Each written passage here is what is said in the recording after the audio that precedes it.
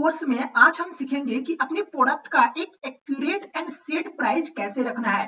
वो कोई सा भी प्रोडक्ट है, आपको एक प्राइस कैसे सेट करना है, क्या क्या मिंत्रा पे चार्जेस लगते हैं एंड आपके जो बैकएंड में जो खर्चे होते हैं, आपका पैकेजिंग का, प्रोडक्ट का, इंटरनल खर्चे हो गए, इंटरनेट के खर्चे हो गए, ये सारे मैं आज आपको क्लियर करने वाला हूँ और आपको एक मैं प्राइस सेट करके ही बताने वाला हूँ कि अगर आप कोई भी प्रोडक्ट सेल कर रहे हो तो आपको उसमें से कितना का प्रॉफिट होने वाला है। तो चलिए कोर्स को स्टार्ट करते हैं। मैं एक एक्सेल शीट ओपन कर लिया हूं जहां पे आपको मैं इजीली क्लियर कर पाऊं कि आपको अगर प्रोडक्ट आप 99 में सेल कर रहे हो या किसी भी आप प्राइस में सेट कर रहे हो, उसके पीछे के जो बैकएंड का जो कॉस्ट लगते हैं वो क्या क्या लगते हैं वो मैं आपको बताता हूं। अगर आप एग्जांपल में मैं अगर 999 अगर मैं लेता हूं कि मैं अपने प्रोडक्ट का जो है ना, ये मेरा जो प्रोडक्ट का क्वालिटी है, ये जो कॉम्पिटिटर है वो भी 999 में सेल कर रहे हैं, तो मुझे भी इससे ज्यादा नहीं रखना होगा, नहीं तो मेरे को उतना ऑर्डर भी नहीं आएगा और मैं वहां तक कस्टमर पास नहीं पहुंच पाऊंगा, क्योंकि जो कॉम्पिटिटर है ऑलरेडी लो प्राइस में बेच रहा है और सेम क्वालिटी है, सेम प्रोडक्ट है।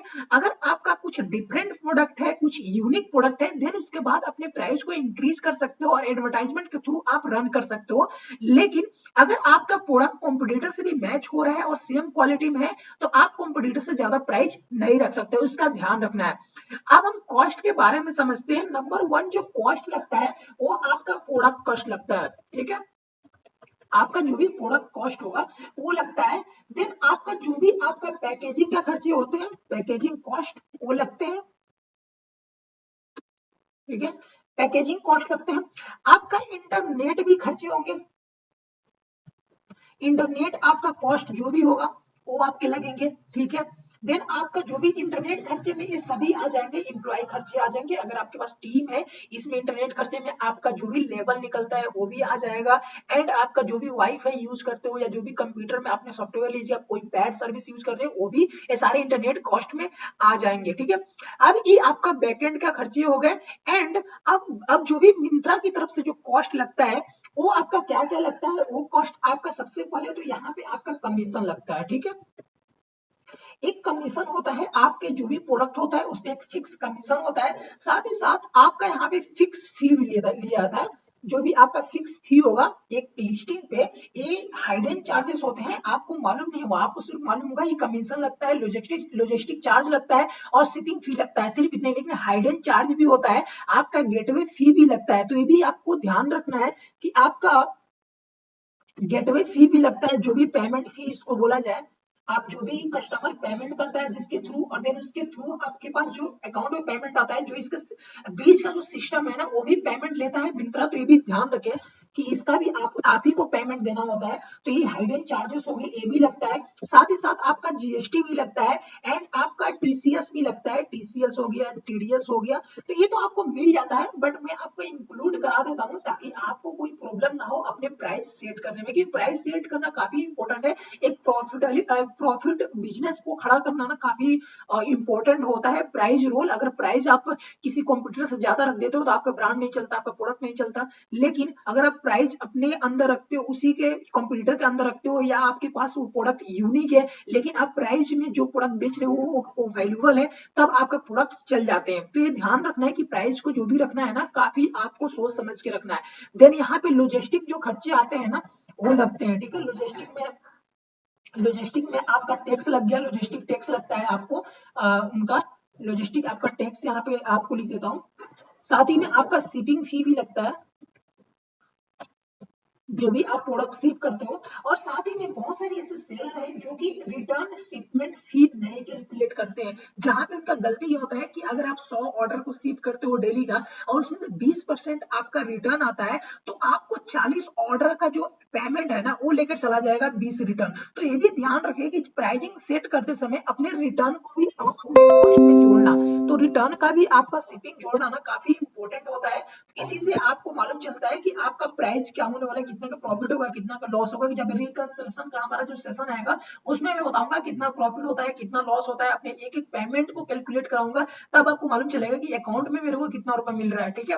अब एक यहाँ एग्जांपल समझो कि आपके जो प्रोडक्ट है, आपने कोई प्रोडक्ट ले रहे हो, चाहे वो 250 का प्रोडक्ट, अगर आपका प्रोडक्ट का कॉस्ट 250 रुपया है एंड आपका पैकेजिंग खर्च जो भी है पैकेजिंग कॉस्ट वो आपका 20 रुपया आता है, आपने बहुत ही अच्छे से आप पैकेजिंग अपने एड करते हो, उसमें टेप यूज करते हो, बबल रैप करते हो, आप उसमें से एक बॉक्स को भी यूज करते हो, किसी प्लास्टिक या कार्टून का बॉक्स यूज करते हो, तो आपको सारे कॉस्ट का 20 रुपया, कभी कभी आप बढ़िया सप्लायर से किसी मैन्युफैक्चरर से आप बाई करोगे तो काफी सस्ते भी पड़ जाएंगे, लेकिन मैंने एक 20 रुपया जोड़ दिया है ताकि एक अच्छे से एक पैकेजिंग आप कर पाओ। इंटरनल कॉस्ट अगर एक ऑर्डर पे मैं इंटरनल कॉस्ट को जोड़ूंगा तो 10 रुपया काफी ज्यादा है, 10 रुपया या 20 भी जोड़ सकते हो, बट 10 रुपया एक ऑर्डर पे आपका कॉस्ट ज्यादा एड किया जाता है इंटरनल कॉस्ट का। कमीशन, आपके पास कमीशन, अगर आप 99 का प्रोडक्ट बेच रहे हो, 999 का बेच रहे हो, तो यहाँ पे कमीशन दो तरह का होता है। एक कमीशन आपका होता है कि आपका जो प्रोडक्ट है उस पे आपको जो फिक्स फी लिया जाता है, जो 80% हो गया, 18% हो गया, 20% हो गया, वो लगता है। साथ ही साथ 2% और एक्स्ट्रा कमीशन लिया जाता है, जो होता है उसका प्रोसेसिंग कमीशन, जो कि आपको मिंत्रा ये कभी नहीं बताएगा। जब आप पेमेंट का मंथली रिपोर्ट डाउनलोड करोगे ना, तो आप वहां पे देखोगे कमीशन में, तो आप किसी का 80 लिखा रहेगा, किसी का 20 लिखा रहेगा, किसी का 16 लिखा रहेगा, किसी का 17 लिखा है, तो हाइडन कमीशन होता है। तो ये ध्यान रखिए कि 2% आपको कमीशन एक्स्ट्रा लेके चलना है, जिससे कि जो भी प्रोसेसिंग फी लगता है वो कवर हो जाए इसमें। तो आपको अगर आपका 18% किसी पे कमीशन लग रहा है, 2% एक्स्ट्रा जोड़कर 20% आपको कमीशन जोड़ना है, तो आपको अगर 1000 में प्रोडक्ट बेच रहे हो तो 200 रुपए आपका कमीशन लेकर चला जाएगा, जिसमें फिक्स फी आ जाएगा। तो फिक्स फी में हटा देता हूँ, इसी में आ जाता है। देन साथ साथ पेमेंट गेटवे फी भी आएगा, 200 के अंदर पेमेंट गेटवे फी भी आ जाएगा, जिसमें मैंने 2% आपको जो बताया वो सारे इसी में आ जाते हैं। 2% में पेमेंट गेटवे आ जाते हैं और आपका फिक्स फी आ जाते हैं, जो कि कमीशन फीस में आ जाएगा। जीएसटी, आप अगर 200 के प्रोडक्ट बेच रहे हो तो डेफिनेटली जीएसटी आपका 100 रुपया या 24 या 90 के अप्रोक्स ही आपका जीएसटी आएगा। तो मैंने 100 रुपया आपका जीएसटी एक इंक्लूड कर देता हूँ कि जब भी आपका ऑर्डर सक्सेसफुली कस्टमर को डिलीवर हो जाएगा, तो आप जब मंथ एंड में आप जीएसटी फाइल करते हो अपने ऑर्डर पे, तो 100 रुपया आपका लग ही जाएगा। टीसीएस आपका 1 रुपया लगेगा, टीडीएस आपका 4 रुपया लगेगा, ऐसे ही 112 लगता है, ये पैसा आपको वापस आ जाता है, इसका चिंता नहीं करना है। तो मैं इसको हटा देता हूँ, ठीक है, मैं इसको रिमूव कर देता हूँ कि ये पेमेंट आपको आ जाएगा। ठीक है, तो यहाँ पे आप 100 रुपए इसका टीडीएस और जीएसटी में 100 रुपया आप ऐड कर दो। ठीक है, अब यहाँ पे लॉजिस्टिक फी यहाँ पे अगर आप जोड़ोगे तो लॉजिस्टिक फी भी, जो भी टैक्स लगता है आपका 1000 के प्रोडक्ट पे, उसमें आपको 12 से 30 रुपए के बीच में लगता है, तो आप 15 रुपया जोड़ लो, एक एवरेज 15 रुपया जोड़ लो। शिपिंग फी आपका 95 रुपया लग जाएगा, जो भी आप अगर आज 500 के अंदर का प्रोडक्ट बेचते हो तो 95 के अप्रोक्स लग जाते हैं। अगर उससे ज्यादा आपके प्रोडक्ट जाते हैं, 450 450 से ज्यादा ग्राम के अगर प्रोडक्ट जाते हैं तो 134 रुपए लगता है। तो शिपिंग फी आपको ध्यान रखें कि आप एवरेज आप जोड़े 95। अब रिटर्न फी जो भी फीस लगता है, तो भी आपको 94 ही डालना है, 94 आपका रिटर्न फी भी लगता है, तो आप एक 90 एवरेज आप ऐड कर सकते हो अपने एक रिटर्न पे। ठीक है, कॉस्ट है ना, ये सारे कॉस्ट हो गया। अब मैं इसको कॉस्ट को एक जगह में करता हूँ ताकि आपको मैं जब कैलकुलेशन करूँ तो आपको काफी इजीली अपने कैलकुलेशन में कोई प्रॉब्लम ना हो। ठीक है, तो इसकी जगह मैंने सारे को एक जगह कर दे रहा हूँ, जहां पे आपको मैं टोटल करके बता रहा हूँ कि कितना रुपए यहाँ पे इसका लग गया। ठीक है, अब यहाँ पे जो भी कॉस्ट हुआ वो लग गया कहाँ, इतना 780 ना, 780। यहाँ पे जो टोटल कॉस्ट हुआ अपना, टोटल कॉस्ट वो बैक एंड का हुआ चाहे फ्रंट का होगा, वो जितने भी कॉस्ट लगे वो आपका 780 रुपया आपका कॉस्ट लग गया। अब 780 रुपया में से आपको कितना बच रहा है, आपका यहाँ पे कॉस्ट कितना लग गया, तो यहाँ पे जो कॉस्ट जो लगा 780 लगा, जो प्रॉफिट हुआ वो 219 रुपया लगा। तो आपको यहाँ पे 19 रुपया तो हटा ही दो, आपका जो भी हमने एवरेज एड किया उसमें चला जाएगा।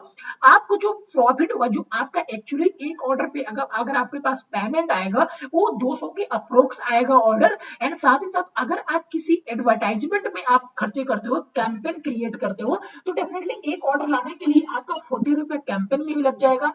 देन उस कैंपेन में अगर आप मल्टीपल कैंपेन को यूज करते हो तो 10 रुपया उसका भी एक्स्ट्रा जोड़ लो, तो 50 रुपए यहाँ पे लग गया। नहीं तो आपको जो टोटल लास्ट आपका जो प्रॉफिट हुआ ना, वो आपका हुआ 150 रुपया आपका प्रॉफिट हुआ। ठीक है, तो 150 रुपया आप प्रॉफिट लेके एक एवरेज पे चल सकते हो, और इस तरह से आप अपने प्रोडक्ट का प्राइस सेट कर सकते हो कि अगर स्टार्टिंग में भी आपको 100 रुपया प्रॉफिट हो रहा है ना, तब भी ये काफी एक एवरेज में काफी बढ़िया माना जाता है।